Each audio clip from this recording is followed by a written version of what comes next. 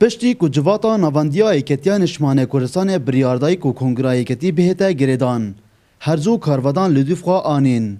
کادر نیکتی چی لسنور قضای آکره پشتوانیا و بریاره دکنو دخوازن کو ددم خدا کنگره بهتا گریدان اگر کنگره نهیتا کرن از بیش متا اف پرش بلاویا که اورو که ساحه سیاسی دا هم بیشین تیتا دیتن دلایل احزاب سیاسی کردستانی دا تایبه دیکتی اجتماعی کردستان که اورو هیزه که سرکی یا کردستان او هریما کردستان او نافچه هم بیشین ام دجوا گوهارتنا پاش دامینین بس کنگره پیوستیه ضروریه که زودترین دم دا ام بیشین بو یک ریزی بو یکتیه و گید بیشین ناو یکتی پیوستیه که ضروریه اف کنگره بیتا گریدان. اسوکا کادر که ایکتی نشمانی کردستان اسپرد بینم و پشتوانی و بریار دم آخر انجمن نوان دا ایکتی نشمانی کردستان درچو درباره هنده که با مواه که زور کرد کنگره یا ایکتی نشمانی کردستان بیتا بستن چون که ما یک والایه که هیت بوشایه که هیت بریار سیاسی دا تاراده که دو چون بردلوانیا جناب مامدرالی سکرتیر گشتی و هر وها اف گورانکاری تینه کرن سر تاثیر کردستان دورو برد ما زور گرنگ افریقای ایکتی نشمانی کردستان کنگره خوب بستیدن دا بشتیدن گلبان گورانکاریا بگوجید. بگوتنا کادرین ایکتی گریدانا کنگره دیبیتا درگه جبوی چارکرنا آیرشان چونکی باشور کردستان درها دا چندین کاودان پری آیرشه دا در باز دبید. اما کادری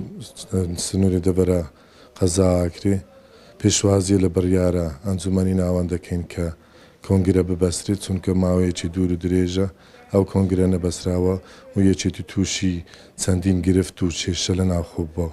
ام پشتوانیا بریاره انجمن نوان دا یک نشمانی کردستان دکین بو گریدانا کنگره چونکی وقتا که زور نازکه ما بکو یکتی پی تی وی که زور هیا کنگره دا اف بارودو خینوکه هاتی سر ملت کردو هاتی سر یکتی ناف رزا یکتی به پارزینو یا ملت کردو بداخل 7 سال تیپرین کنگره ناتی بستنو و پیوست بزودترین کات کنگره بیت بستن چون که ناوچکل گورانکاری دایا پیوست یکتی اجتماعی کردستانیش لخونوی کرنوا و گورانکاری دابیتن چون که بشكل سركردایتی یشتی براستی لآستی او برپرسیاریت دانه بوینه که لآستی برپرسیاریتی قاعده یشتی و جماوری یشتی دانه بوینه. پشتی مالاوای کرنا سروک مام جلال بزاف دهنه کرن داکو کنگره ایکتی بهتا گریدان کادرین و حزب جید بیجن امی لسر ریبازا سروک مام جلال بردان بینو گریدانا کنگره جی دیبیتا باشترین وفا جبوی مالاوای کرنا سروک مام جلال. دلبرین غازی کرسات نیوز